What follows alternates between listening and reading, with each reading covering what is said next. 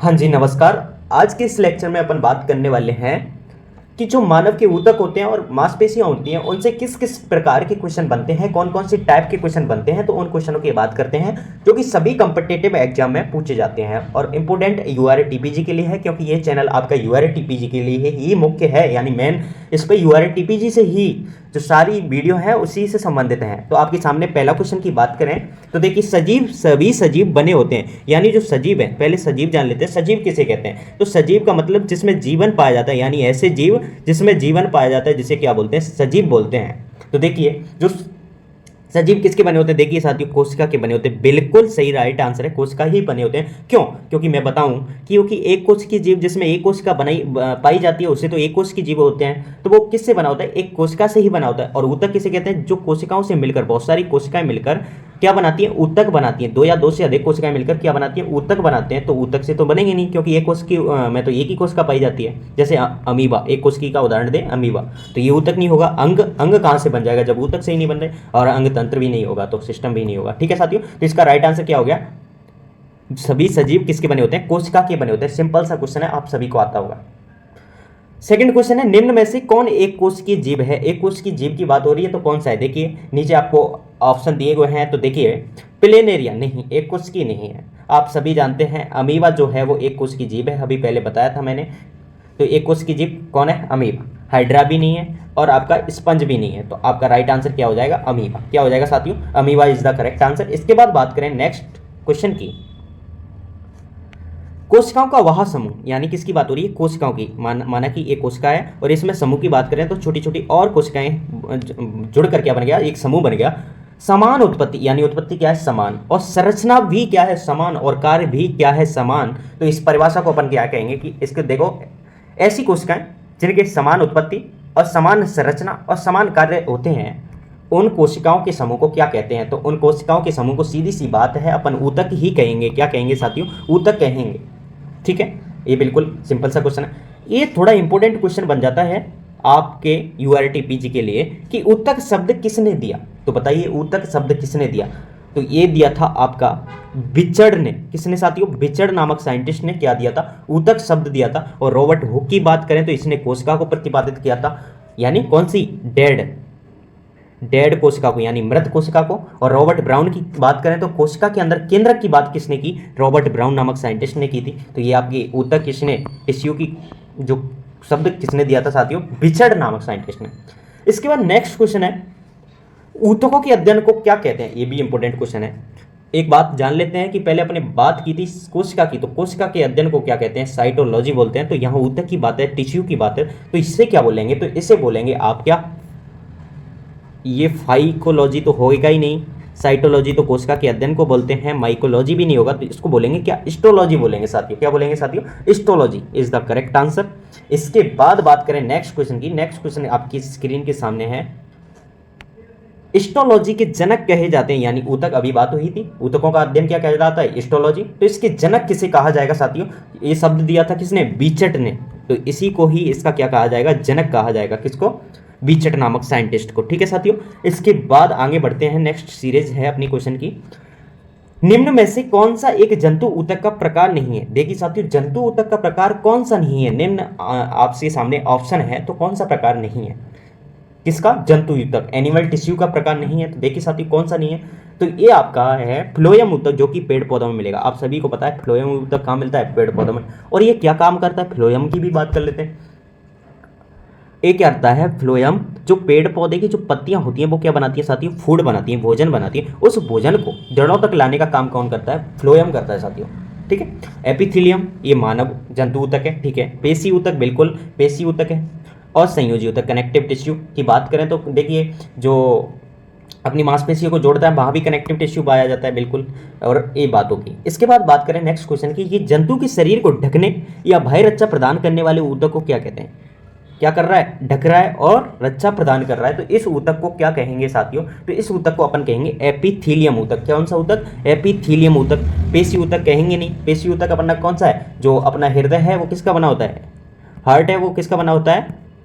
वो पेशी ऊतक का बना होता है। संयोजी ऊतक, संयोजी ऊतक आपका ब्लड कौन सा ऊतक है, संयोजी ऊतक है, ठीक है। और तंत्र का ऊतक, ये तो सूचना तंत्र का कोशिका तंत्र का ऊतक, ठीक है, तो ये भी नहीं होगा, इसका राइट आंसर हो गया एपिथीलियम ऊतक। इसके बाद बात करें नेक्स्ट क्वेश्चन की, एपिथीलियस ऊतक का मुख्य कार्य क्या है, तो ये पहले ही बात हो चुकी है, ऐसे क्वेश्चन घुमा के दे तो ऐसे आ सकता है। तो इसका क्या कार्य होता है, रक्षा का ही कार्य होता है। कौन सा कार्य होता है साथियों, रक्षा का। इसमें बेस्ट एपिथीलियम, एपिथीलियस है, एपिथीलियम नहीं है, एपिथीलियल अलग है, एपिथीलियस, एक सेकेंड, हाँ जी बिल्कुल बिल्कुल, इसका जो राइट आंसर है वो क्या होगा आपका, रक्षा का कार्य, बिल्कुल बिल्कुल। क्योंकि देखो इसमें उत्तर कुंजी में ए दिया हुआ है, लेकिन ये होगा ही नहीं, क्योंकि एपिथेलियल ऊतक किसका कार्य करता है, रक्षा का। श्रावण करेगा नहीं, अवशोषण करेगा नहीं, तो इसका राइट आंसर क्या हो गया, रक्षा का कार्य करता है। इसके बाद बात करें नेक्स्ट क्वेश्चन की कि एपिथीलियम, जो एपिथीलियस ऊतक का उद्गम कहाँ से हुआ है, उद्गम किस जनन स्तर से हुआ है, तो ये हुआ है आपका किस जनन स्तर से हुआ है साथियों, तो ये हुआ है आपका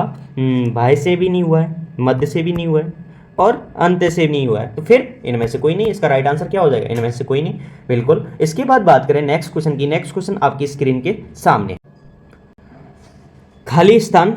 देखिए खाली स्थान में क्या आएगा, ऐसा क्वेश्चन है कि कोशिकाओं के बीच अंतर कोशिकीय प्रसार नगण्य होता है, यानी कौन सा ऊतक है जिसकी कोशिकाओं के बीच क्या होता है, अंतर प्रसार नगण्य होता है। तो ऐसा ऊतक की बात करें तो ये ऊतक होगा आपका एपिथीलियल ऊतक। कौन सा ऊतक साथियों, एपिथीलियल ऊतक होगा, जिसकी कोशिकाओं के बीच नगण्य क्या होता है, स्थान होता है, ठीक है, इसकी बात होगी। इसके बाद बात करें नेक्स्ट क्वेश्चन की, आपके सामने है, देखिए 12 नंबर क्वेश्चन आपके सामने है,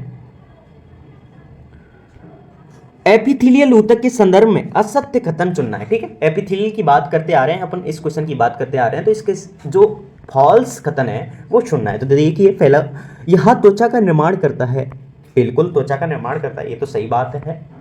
इसके बाद बात है सेकंड ऑप्शन में कि इसकी कोशिका सटे होती है, इसकी कोशिका क्या होती है, सटे होती है, तो क्या ये भी राइट है, बिल्कुल ये भी राइट है। इसके पास आधार झिल्ली होती है, क्या ये भी राइट है, बिल्कुल ये भी राइट है। रक्त इसका एक उदाहरण, ये तो नहीं, रक्त तो संयोजी ऊतक है, एपिथेलियम ऊतक नहीं है, कौन सा है, संयोजी ऊतक है, ठीक है। तो इसका राइट आंसर क्या हो गया, डी ऑप्शन। इसके बाद बात करें नेक्स्ट क्वेश्चन की कि विसरण के लिए अधिक उत्तरदायी है, जो विसरण है, विसरण की क्रिया होती है, उसके लिए अधिक उत्तरदायी क्या है, नीचे दिए गए ऑप्शन में सल्की एपिथेलियम, स्तंभाकार एपिथेलियम, घनाकार एपिथेलियम और तंत्र का ऊतक।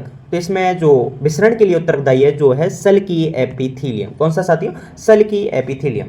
इसके बाद बात करें नेक्स्ट क्वेश्चन की, त्वचा एक कैसी है, तो ये देखिए घनाकार एपिथेलियम, नहीं ये तो बिल्कुल नहीं है त्वचा। स्तंभाकार एपिथेलियम, नहीं ये भी नहीं है। तो स्तरित सल्की एपिथेलियम, ये राइट है बिल्कुल। और जो तीसरा, अगर सी ऑप्शन मिल गया तो डी को तो ढूंढने की आवश्यकता ही नहीं है, फिर भी देख लेते हैं, सामान्य सल्की एपिथेलियम, ये भी नहीं होगा। तो इसका राइट आंसर क्या हो गया, स्तरित एपिथेलियम साइटियम। इसके बाद बात करें नेक्स्ट क्वेश्चन की कि सल्की एपिथेलियम ऊतक पाया जाता है, तो ये सल्की एपिथेलियम जो ऊतक है वो कहाँ मिलेगा साथियों, आपको वो देखने को मिलेगा आपका, कहाँ वो मिलेगा आपका, सल्की सल्की सल्की सल्की की बात हो रही है। तो देखिए आहार नली, नहीं आहार नली में तो मिलेगा ही नहीं, कोशिकाओं में भी नहीं मिलेगा, कूपिकाओं में भी नहीं मिलेगा। तो इसका राइट आंसर क्या हो जाएगा, इनमें से कोई नहीं। और साथियों अगर इस की पीडीएफ आपको चाहिए तो आप मेरे नीचे डिस्क्रिप्शन में लिंक दिया हुआ है, वहाँ मेरे व्हाट्सएप पे कांटेक्ट कर सकते हैं, तो वहाँ आपको पीडीएफ भी मिल जाएगी बिल्कुल फ्री ऑफ कॉस्ट। इसके लिए आपको क्या करना होगा, सब्सक्राइब करके स्क्रीनशॉट मेरे व्हाट्सएप भेजना होगा, ठीक है साथियों। नीचे एक क्वेश्चन है कि निम्न में से कौन सा गलत मिलान है, गलत मिलान चूज करना है, यानी फॉल्स को चूज करना है। तो देखिए फॉल्स कौन सा है, घनाकार एपिथेलियम, बिल्कुल घनाकार कोशिकाओं की बनी होती है, घनाकार कोशिकाओं से क्या बनेगी, घनाकार एपिथेलियम। स्तंभाकार एपिथेलियम, स्तंभाकार कोशिकाओं से क्या बनेगी, स्तंभाकार एपिथेलियम। और सल्की एपिथेलियम चपटी कोशिकाओं से बनेगी, और स्तरित सल्की एपिथेलियम ये पश्चिमा कोशिकाओं से नहीं बनेगी। तो ये ही इसका करेक्ट आंसर है, ठीक है साथियों। तो इसका करेक्ट आंसर क्या हो गया, डी ऑप्शन। बाकी ये तीनों फॉल्स नहीं है, ट्रू है। इसके बाद बात करें नेक्स्ट क्वेश्चन की कि घनाकार और स्तंभाकार ऊतक मदद करते हैं, किसके लिए मदद करते हैं, तो साथियों ये किसके लिए मदद करेंगे, तो ये करेंगे आपके घनाकार और स्तंभाकार। देखिए अवशोषण के लिए तो करते ही नहीं है, बिल्कुल गलत है। स्राव भी नहीं करते हैं, उत्सर्जन भी नहीं करते हैं।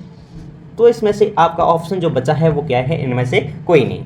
इसके बाद बात करें नेक्स्ट क्वेश्चन की, वृक्कीय नली और लार ग्रंथि के अस्तर का निर्माण करता है और उसको यांत्रिक सहारा प्रदान करता है। तो आपका कौन सा ऊतक है जो वृक्कीय नली और लार ग्रंथि के अस्तर को क्या करता है, निर्माण करता है और क्या प्रदान करता है, सहारा। प्रदान करता है, तो कौन सा है ये ऊतक है आपका, कौन सा, तो आप बताएंगे बिल्कुल कमेंट करके, मैं बताता हूँ। तो इसका राइट आंसर क्या होगा, घनाकार एपिथेलियम, बिल्कुल करेक्ट आंसर है साथियों।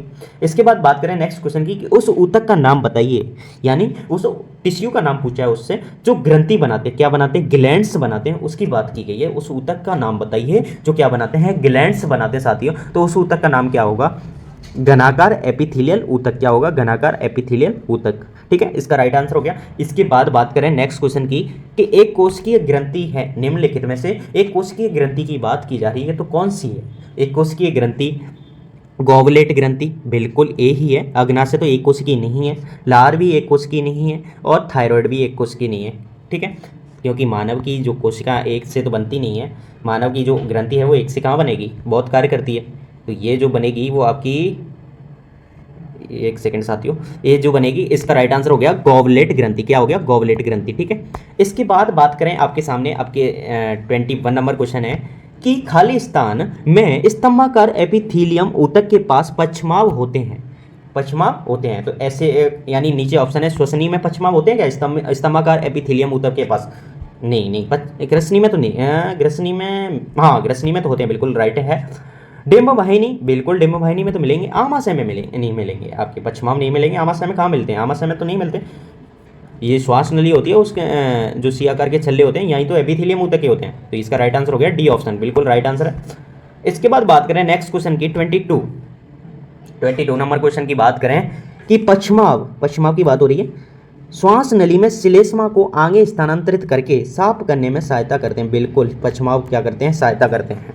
इसके बाद नेक्स्ट क्वेश्चन है कि कोशिकाएं जो रक्त नलिका को स्तारित करके, नहीं दोबारा देखिए, कोशिकाएं जो रक्त नलिका को स्तारित करते हैं किस ऊतक से संबंधित हैं। ठीक है, तो ये आपके किस ऊतक से संबंधित होंगे, ये होंगे आपके सल्की एपिथेलियम से। कौन से साथियों, सल्की एपिथेलियम। अभी आपका सल्की ही चल रहा है एपिथेलियम। एपिथेलियल ऊतक निम्न कार्य करता है, तो ये देखिए रक्षा की तो बात हुई चाहिए, श्रावण तो करता ही नहीं है, ये तो गलत बात है। 24, तो 24 में श्रावण करता है क्या, श्रावण तो करता है लेकिन श्वसन का कार्य नहीं करता है, तो ये तो गलत बात है। बाकी आपका रक्षा करता है, श्रावण करता है, अवशोषण करता है, बिल्कुल ये राइट आंसर हो गया, B option is the correct answer. बाकी ये क्रिएटिन प्रोटीन के संबंध में असत्य चुना है, यानी फॉल्स चुनना है। क्या चुनना है साथियों, फॉल्स। तो देखिए क्रिएटिन है वो कठोर होती है, बिल्कुल ये तो सही है, ट्रू है। ये भी जलरोधक होती है, ये भी ट्रू है। और यहाँ त्वचा के एपिडर्मिस में पाया जाता है, ये भी ट्रू है। यहाँ जल के लिए पारगम है, ये असत्य है, जल के लिए पारगम तो नहीं है। हमने कभी नहीं पढ़ा कि जल के लिए जो क्रिएटिन प्रोटीन है वो पारगम में होती है, बिल्कुल नहीं होती है। इसके बाद नेक्स्ट क्वेश्चन है कि क्रिएटिन प्रोटीन पाया जाता है, जो क्रिएटिन प्रोटीन है वो किस किस में मिलेगा।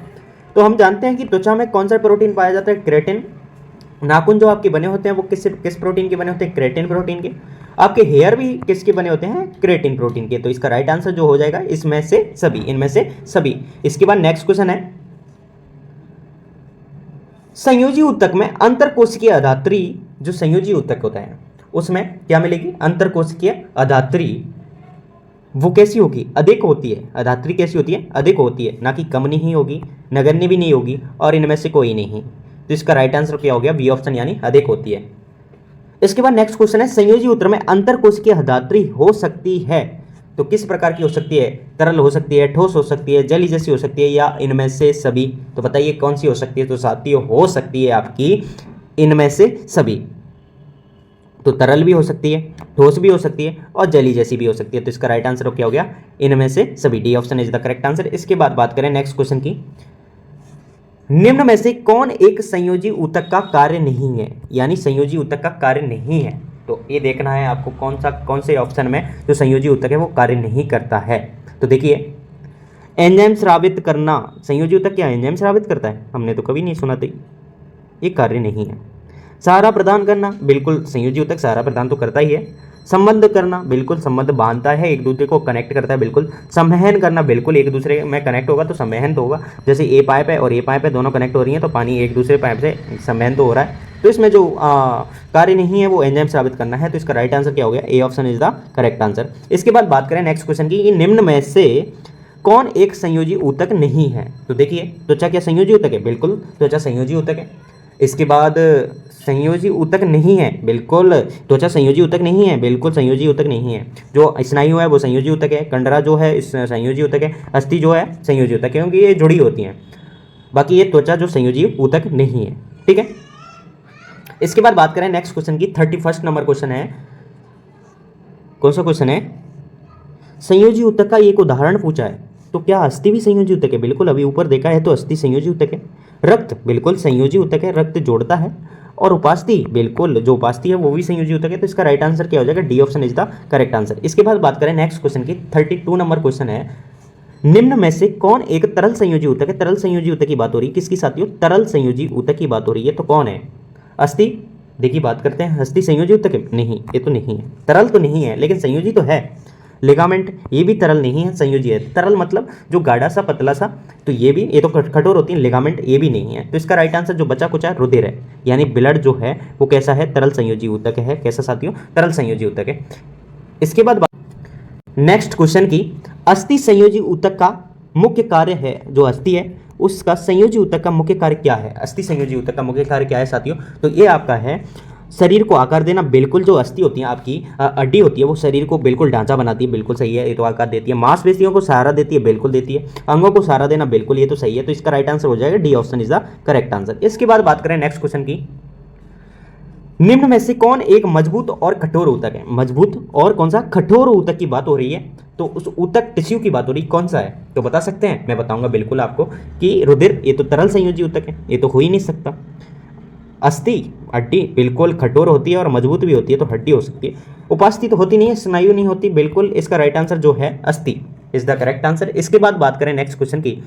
नेक्स्ट क्वेश्चन आपकी स्क्रीन के सामने है कि अस्थि की अधात्री, अस्थि की जो अधात्री है जो कैसी होती है? तरल तो होगी नहीं, जेली जैसी होगी नहीं, गैसीय होगी नहीं, तो ये बची है जो कठोर होती है। बिल्कुल अस्थि कठोर होती है, तो अधात्री भी कैसी मिलेगी आपको साथियों? कठोर ही मिलेगी। तो इसका राइट आंसर है बी ऑप्शन। इसके बाद नेक्स्ट क्वेश्चन है आपके सामने, अस्थि की अधात्री बनी होती है, किसकी बनी होती है? तो ये आपको अस्थि जो है वो किसकी मिलेगी? हड्डी, हड्डी की बात हो रही है, तो कैल्शियम फॉस्फेट, बिल्कुल कैल्शियम फॉस्फेट की ही बनी होती है। पहला ऑप्शन ही दे दिया आपको, कैल्शियम फॉस्फेट की बनी होती है। पोटेशियम फॉस्फेट की होगी नहीं, सोडियम फॉस्फेट की होगी नहीं, एल्यूमिनियम फॉस्फेट की होगी। इससे कंफ्यूज मत होना, फॉस्फेट तो समय ही है, लेकिन कैल्शियम फॉस्फेट, ठीक है। इसके बाद नेक्स्ट क्वेश्चन की बात करते हैं, दो अस्थियां आपस में एक दूसरे से, यानी दो अस्थियां हैं, जो दो हड्डियां हैं वो आपस में एक दूसरे से क्या है? जुड़ी हुई हैं, एक अन्य संयोजी ऊतक से जुड़ी होती हैं, उसे क्या कहते हैं? जो होती है, जो दो हड्डियां हैं, मानो चलो एक हड्डी ये है और एक ये है, दोनों जो जिस ऊतक एक संयोजी ऊतक से जुड़ी होती हैं उसे क्या बोलते हैं? तो उसे बोलते हैं अपन, क्या बोलते हैं साथियों? तो उसे बोलेंगे क्या? स्नायु। स्नायु क्या बोलेंगे साथियों? स्नायु, ठीक है। इसके बाद बात करते हैं नेक्स्ट क्वेश्चन की, 38 नंबर क्वेश्चन आपके सामने है कि निम्न में से कौन संयोजी ऊतक का सही युग्म, युग्म का मतलब जोड़ा है? तो देखिए संयोजी ऊतक का जोड़े की बात हो रही है, यानी सही जुड़ाव हुआ है, मतलब हस्ती और त्वचा आपस में जुड़ी हुई होती हैं क्या संयोजी ऊतक से? तो ये बात हो रही है, सही युग्म देखना है, यानी और तो बाकी तीन तो गलत होंगे, एक सही होगा। तो उसकी बात करें 38 की, तो देखिए अस्थि और रुधिर, अस्थि और त्वचा आपस में जुड़ी होती है, नहीं ये तो गलत है। रुधिर और त्वचा, बिल्कुल ये भी गलत है। अस्थि और पेशी, ये भी गलत है। तो बचा कुचा क्या है? रुधिर और अस्थि आपस में जुड़ी हुई होती हैं, तो इसका राइट आंसर हो गया बी ऑप्शन, ठीक है, संयोजी ऊतक से, ठीक है। इसके बाद बात करें नेक्स्ट क्वेश्चन की, 39 नंबर क्वेश्चन की, कि संयोजी ऊतक जो है, देखिए ऑप्शन में क्या है? कंडरा, बिल्कुल कंडरा। संयोजी ऊतक कंडरा हस्तियों से मांसपेशियों को जोड़ता है, यानी संयोजी ऊतक जो है अस्थि से मांसपेशी को, यानी हड्डी और मांसपेशी यानी मसल्स दोनों के बीच कौन सा जो पाया जाता है, जोड़ता है संयोजी ऊतक, वो होता है कंडरा, ठीक है। क्या पाया जाता है साथियों? कंडरा। इसके बाद नेक्स्ट क्वेश्चन की बात करें, निम्न में से कौन एक संयोजी ऊतक नहीं है? संयोजी ऊतक नहीं की बात हो रही है, तीन तो होंगे, एक नहीं होगा, तो ऐसा कौन सा है साथियों? वो है आपका ग्रंथिल, जो कि संयोजी ऊतक नहीं है। बाकी एडिपोज को जो कि संयोजी ऊतक है, रुधिर है वो कि संयोजी ऊतक है, एरियोलर है वो कि संयोजी ऊतक है। तो इसका राइट आंसर क्या हो गया? ग्रंथिल, जो कि संयोजी ऊतक नहीं है, ठीक है। इसके बाद बात करें 41 नंबर क्वेश्चन की, कि उपास्थि की अधात्री प्रोटीन और शर्करा की बनी होती है। बिल्कुल प्रोटीन और शर्करा की क्या बनी होती है? उपास्थि की अधात्री किसकी बनी होती है? प्रोटीन और शुगर की बनी होती है, शर्करा की बनी होती है। इसके बाद शुगर नहीं, शर्करा, शर्करा अलग टाइप की पाई जाती है इसमें। इसके बाद नेक्स्ट क्वेश्चन की बात करें 42 नंबर क्वेश्चन की, कि उपास्थि अस्थियों के जोड़े को चिकना बनाती है। क्या बनाती है? अस्थियों के जोड़े को क्या बनाती है? चिकना बनाती है, ठीक है। अस्थि तुम जानते हैं हड्डी की बात हो रही है, ठीक है, उपास्थि अलग होती है। इसके बाद बात करें नेक्स्ट क्वेश्चन की, 43 नंबर क्वेश्चन की, कि उपास्थि की उपस्थिति के कारण हम अपनी बाह्यकर्ण को मोड़ सकते हैं। यानी जो आपका कान होता है, जो आपका कान है उसको अपन क्या करते हैं, मोड़ सकते हैं। क्यों? क्योंकि उसमें हड्डी की जगह क्या मिलेगी, उपास्थि मिलती है। क्या मिलती है साथियों? उपास्थि के कारण अपन मोड़ सकते हैं। इसके बाद नेक्स्ट क्वेश्चन की बात करते हैं 44 की। उपास्थि उपस्थित होती है, आपकी उपास्थि है जो कहाँ मिलेगी, बिल्कुल आपको पहले ही ऑप्शन में दे दिया है कहाँ मिलेगी आपकी उपास्थि, तो ये मिलेगी आपकी कान में भी मिलेगी, कंठ में भी मिलेगी, नाक में भी मिलेगी। तो इसका राइट आंसर हो गया इनमें से सभी, ठीक है। इसके बाद बात करेंगे नेक्स्ट क्वेश्चन की, एरियोलर संयोजी ऊतक पाया जाता है। जो एरियोलर संयोजी ऊतक है वो आपका कहाँ मिलेगा साथियों, तो ये आपका मिलेगा अस्थि मज्जा में, बिल्कुल अस्थि मज्जा में मिलेगा। त्वचा और मांसपेशियों के बीच क्या एरियोलर संयोजी ऊतक मिलेगा। रक्त नलिकाओं के चारों ओर बिल्कुल एरियोलर संयोजी ऊतक मिलेगा। तो इसका राइट आंसर हो गया डी ऑप्शन, यानी इनमें से सभी में क्या मिलेगा, एरियोलर संयोजी ऊतक। इसके बाद बात करें नेक्स्ट क्वेश्चन की, कि एरियोलर संयोजी ऊतक का मुख्य कार्य निम्न में से एक नहीं है। यानी एक मुख्य कार्य नहीं है, बाकी तीन हैं। तो एरियोलर संयोजी ऊतक की बात करें कि कौन कौन से कार्य होते हैं, दिमाग में लाइए। तो 46 में देखिए कि आंतरिक अंगों को सहारा देता है, बिल्कुल संयोजी ऊतक आंतरिक अंगों को सहारा तो देगा ही। अंगों के भीतर खाली जगह को भरना, बिल्कुल जो संयोजी ऊतक है अंगों के भीतर खाली जगह को क्या करेगा, भरेगा। ऊतकों की मरम्मत में सहायता करना, ये भी सही है। तो इसका जो एंजाइम और हार्मोन को स्रावित करना, ये करता ही नहीं है। एरियोलर संयोजी ऊतक है जो एंजाइम और हार्मोन को क्या करता, स्रावित नहीं करता है। तो इसका राइट आंसर डी ऑप्शन, ठीक है। इसके बाद बात करें नेक्स्ट क्वेश्चन की। नेक्स्ट क्वेश्चन आपके सामने 47, संयोजी ऊतक जो वसा को संचित करता है। यानी ऐसा कौन सा संयोजी ऊतक है जो वसा को क्या करेगा, संचित करेगा, तो वो आपका संयोजी ऊतक है एडिपोज संयोजी ऊतक। क्या करता है, वसा का संचयन करता है, संचित करता है। इसके बाद नेक्स्ट क्वेश्चन है आपका 48, जो एडिपोज ऊतक की कोशिकाएं हैं वसा की बूंदों में बाहरी होती हैं, वसा की बूंदों में बाहरी होती हैं, ठीक है। कौन से एडिपोज ऊतक की कोशिकाएं वसा की ऊतों में, वसा की बूंदों में बाहरी होती हैं, वसा की बूंदों में क्या होती है, बाहरी मिलेंगी। इसके बाद नेक्स्ट क्वेश्चन है आपका 49, तो 49 की बात करते हैं। वसा संग्रहित होने के कारण एडिपोज ऊतक ऊष्मीय कुचालक का कार्य करता है। बिल्कुल जिस आदमी में, जो भी कोई मोटा व्यक्ति है उसमें अगर उसमें वसा होती है तो उसको जो सर्दी भी कम लगती है और गर्मी भी कम लगती है। तो इसकी बात हो गई, इसका राइट आंसर हो गया वसा। इसके बाद बात करें नेक्स्ट क्वेश्चन की, 50 नंबर क्वेश्चन है कि रक्त की तरह अधात्री भाग को, रक्त की तरह अधात्री भाग को प्लाज्मा कहते हैं। जो रक्त की तरह अधात्री भाग है उसे क्या बोलेंगे, प्लाज्मा बोलेंगे। क्या बोलेंगे साथियों, प्लाज्मा बोलेंगे। इसके बाद नेक्स्ट क्वेश्चन है, हेवर्सियन तंत्र पाया जाता है। हेवर्सियन तंत्र कहाँ मिलेगा आपको, तो ये मिलेगा आपका अस्थि में।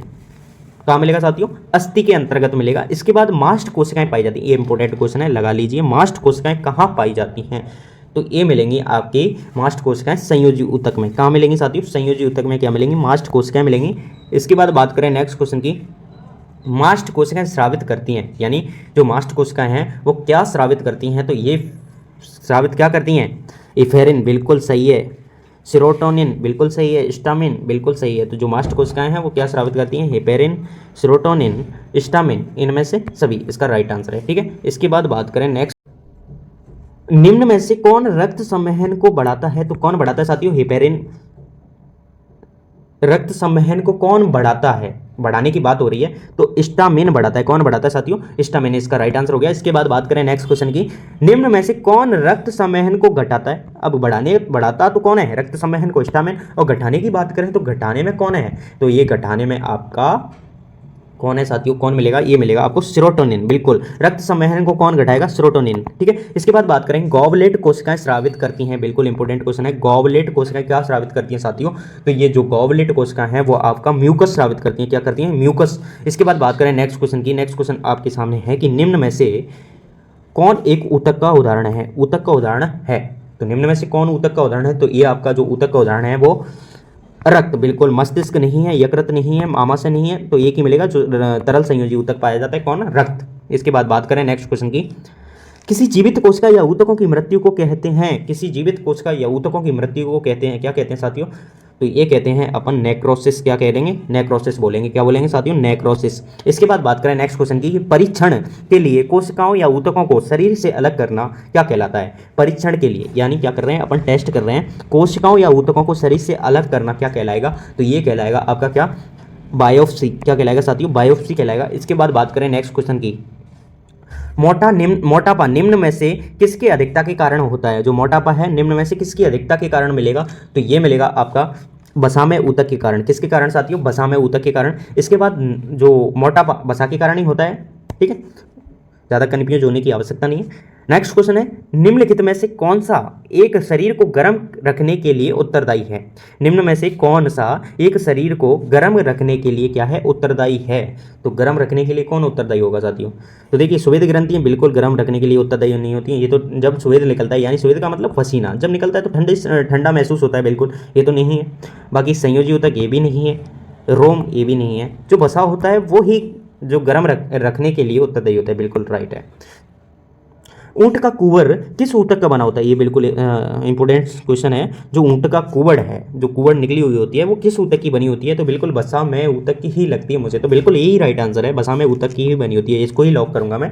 इसके बाद नेक्स्ट क्वेश्चन है कि जंतुओं के खुर, नाखून और सींग किसके बने होते हैं। बिल्कुल ये तो अभी बात हुई थी, किसके बने होते हैं साथियों, तो ये केराटिन प्रोटीन के बने होते हैं। एक कोशिका में डीएनए है, एक कोशिका में जो डीएनए है वो क्या है, तो देखिए न्यूक्लिक अम्ल है। डीएनए क्या है, न्यूक्लिक अम्ल। इसके बाद बात करें, इनमें से कौन सा कोशिका एंटीबॉडी बनाती है, इनमें से कौन कोशिका एंटीबॉडी बनाती है, तो 65 की बात करें तो कौन बनाती है, लिम्फोसाइट बनाती है। कौन बनाती है साथियों, लिम्फोसाइट बनाती है। इसके बाद बात करें नेक्स्ट क्वेश्चन की, हाइपरप्लासिया, हाइपरप्लासिया है, हाइपरप्लासिया किसे कहते हैं, तो इसे किसे कहेंगे साथियों, तो हाइपरप्लासिया किसे बोलते हैं, तो ये बोलेंगे कोशिकाओं की संख्या में असामान्य वृद्धि हो जाना क्या कहलाता है, हाइपरप्लासिया कहलाता है। क्या कहलाता है साथियों, हाइपरप्लासिया कहलाता है। इसके बाद बात करेंगे नेक्स्ट क्वेश्चन की, ब्लवर संबंधित है, जो ब्लवर है वो किससे संबंधित है, तो 67 का राइट आंसर क्या हो जाएगा, तो 67 का राइट आंसर हो जाएगा एडिपोज ऊतक से संबंधित है। जो ब्लवर है वो किससे संबंधित है, एडिपोज ऊतक से संबंधित है। इसके बाद बात करें नेक्स्ट क्वेश्चन की, कि इनमें से कौन सबसे छोटी जीवित कोशिका है, जीवित कोशिका, सबसे छोटी जीवित कोशिका पूछिए आपसे, सबसे छोटी जीवित कोशिका कौन सी है, इनमें से सबसे छोटी जीवित कोशिका कौन सी है, तो ये है आपकी जीवाणु। ठीक है, कौन सी है साथियों, जीवाणु। इसके बाद नेक्स्ट क्वेश्चन है कि ल्यूकेमिया या रक्त का कैंसर किसकी असामान्य वृद्धि से होता है। जो ल्यूकेमिया बीमारी है या रक्त का कैंसर भी बोलते हैं उसे, किसकी असामान्य वृद्धि से होता है, तो इसमें मैं तो लॉक करूंगा, आप किस ऑप्शन को लॉक करेंगे, मैं लॉक करने वाला हूं आपकी स्वेद ग्रंथि, स्वेद रक्त कणिका, यानी WBC ब्लड कार्पल्स। ठीक है, WBC का पूरा नाम वाइट ब्लड कार्पल्स, तो मैं तो इसको ही लॉक करूंगा, बी ऑप्शन को। आप किसको करेंगे, तो इसका राइट आंसर तो बी ऑप्शन ही है, ल्यूकोमिया। इसमें जब WBC की असामान्य वृद्धि हो जाएगी तो कौन सा रोग हो जाएगा, ल्यूकोमिया। इसके बाद नेक्स्ट क्वेश्चन की बात करें कि निम्न में से कौन एक रेशेदार प्रोटीन नहीं है। जो रेशेदार प्रोटीन नहीं है, तो बताइए रेशेदार प्रोटीन कौन सी नहीं है, तो इसमें कोलेजन जो प्रोटीन है बिल्कुल रेशेदार प्रोटीन है, केराटिन भी रेशेदार प्रोटीन है, इलास्टिन भी रेशेदार प्रोटीन है। आपकी जो एंजाइम है वो रेशेदार प्रोटीन नहीं है। मानव शरीर में सबसे अधिक पाया जाने वाला प्रोटीन है, तो मानव शरीर में जो सबसे अधिक प्रोटीन जो पाया जाता है वो कौन सा है साथियों, तो वो है आपका कोलेजन प्रोटीन। कौन सा साथियों, कोलेजन। ठीक है, इसके बाद बात करें नेक्स्ट क्वेश्चन की, कि इनमें से कौन एक संयोजी ऊतक नहीं है, यानी नहीं की बात की जा रही है, तो संयोजी ऊतक नहीं है, तो बताइए 72 में ऐसा कौन सा ऑप्शन है जिसमें संयोजी ऊतक नहीं है, बताइए। कॉम्पैक्ट बिल्कुल अस्थि में संयोजी ऊतक होता है, रक्त में भी संयोजी ऊतक होता है, स्पंजी बिल्कुल ले इसमें नहीं है संयोजी ऊतक, तो यही इसका राइट आंसर हो जाएगा। हृदय की पेशी में संयोजी ऊतक मिलता है, तो इसका राइट आंसर हो गया बी ऑप्शन, यानी स्पंजी अस्थि में क्या नहीं मिलेगा, एक संयोजी ऊतक नहीं है। ठीक है, इसके बाद 72 आपका क्वेश्चन हो गया। इसके बाद आपका 73 नंबर क्वेश्चन की बात करेंगे कि सभी जटिल जंतुओं में, सभी जटिल जो जंतु हैं उसमें 4 प्रकार के मूल ऊतक पाए जाते हैं। कितने प्रकार के, 4 प्रकार के मूल ऊतक पाए जाते हैं। इसके बाद नेक्स्ट क्वेश्चन है कि इनमें से कौन संयोजी ऊतक नहीं है, तो संयोजी ऊतक इनमें से कौन सा नहीं है, तो ये आपके रुधिर है वो बिल्कुल संयोजी ऊतक है, अस्थि है बिल्कुल संयोजी ऊतक है, आपकी उपास्थि है बिल्कुल संयोजी ऊतक है, जो त्वचा है स्किन है वो क्या है, संयोजी ऊतक नहीं है। इसके बाद बात करें नेक्स्ट क्वेश्चन की, कि मानव शरीर में सबसे अधिक पाया जाने वाला ऊतक है। जो मानव शरीर होता है उसमें सबसे अधिक पाया जाने वाला ऊतक की बात करें तो कौन सा होता है, तो वो होता है आपका संयोजी ऊतक, बिल्कुल। ठीक है, इसके बाद नेक्स्ट क्वेश्चन की बात करें कि सबसे कठोर ऊतक है, कठोर ऊतक की बात करें तो कठोर ऊतक आपका कौन सा है, बिल्कुल बताएंगे। तो मैं तो इसमें अस्थि को ही लॉक करूंगा, क्योंकि सबसे ज़्यादा अस्थि ही होती है जो कि किसकी बनी होती है, कैल्शियम फॉस्फेट की बनी होती है। ठीक है, इसके बाद नेक्स्ट क्वेश्चन की बात करते हैं कि सबसे मुलायम ऊतक है, तो सबसे मुलायम ऊतक की बात करें तो कौन सा होगा साथियों, तो ये होगा आपका रुधिर। रुधिर जो है सबसे मुलायम ऊतक है, ना कि हस्ती तो कठोर है सबसे, ये तो अभी बात हुई, और उपास्थि भी नहीं है, टेंडन भी नहीं है, तो इसका राइट आंसर हो गया रुधिर। ठीक है, इसके बाद बात करें नेक्स्ट क्वेश्चन की। नेक्स्ट क्वेश्चन आपके सामने है कि निम्न में से कौन कंकाल ऊतक का उदाहरण है। कंकाल ऊतक का उदाहरण बताइए। तो 78 में देखिए कंकाल ऊतक का उदाहरण, उपास्थि जो है वो क्या है, किसका उदाहरण है, कंकाल ऊतक का उदाहरण है। इसके बाद बात करें नेक्स्ट क्वेश्चन की कि निम्न में से कौन श्वेत ऊतक है। निम्न में से कौन श्वेत ऊतक है, तो कौन श्वेत ऊतक है, तो ये आपका जो है वो टेंडन। ठीक है, श्वेत ऊतक की बात हो रही है, कौन है, टेंडन। देखिए साथियों, आपके लिए इतने इंपॉर्टेंट क्वेश्चन आपके लिए खोजे गए हैं, तो आपका एक लाइक तो बनता है और आपके एक व्हाट्सएप ग्रुप में भी शेयर बनता है।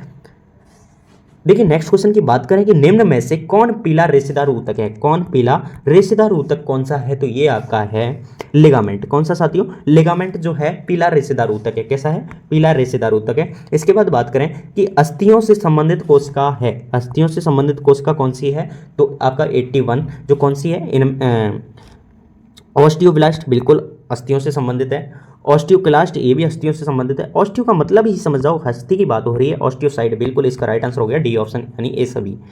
इसके बाद नेक्स्ट क्वेश्चन की बात करें, 82 नंबर क्वेश्चन है कि अस्थियों के अध्ययन को क्या कहते हैं। बिल्कुल अस्थियों के अध्ययन को क्या बोलेंगे साथियों, तो इसको बोलेंगे अपन स्टडी ऑफ बोन को क्या बोलेंगे, तो इसको बोलेंगे अपन क्या बोलेंगे, ऑस्टियोलॉजी बोलेंगे। क्या बोलेंगे साथियों, ऑस्टियोलॉजी। ठीक है, इसके बाद नेक्स्ट क्वेश्चन की बात करें कि सही मिलान चुने, यानी इसमें जो ट्रू है उसको चुनना है। तो लाल अस्थि मज्जा, लाल रक्त, बिल्कुल देखते हैं, ये तो गलत है।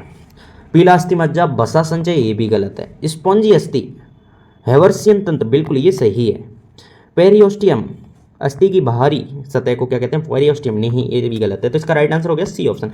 इसके बाद नेक्स्ट क्वेश्चन है, निम्न में से किसमें रक्त का संवहन नहीं होता। निम्न में से किसमें रक्त का संवहन नहीं होता, तो किसमें नहीं मिलेगा आपको रक्त का संवहन, ये नहीं मिलेगा आपका उपास्थि में, बाकी अस्थि में मिलेगा, संयोजी ऊतक में मिलेगा, इनमें से सभी में मिलेगा। कहाँ नहीं मिलेगा, उपास्थि में नहीं मिलेगा रक्त का संवहन।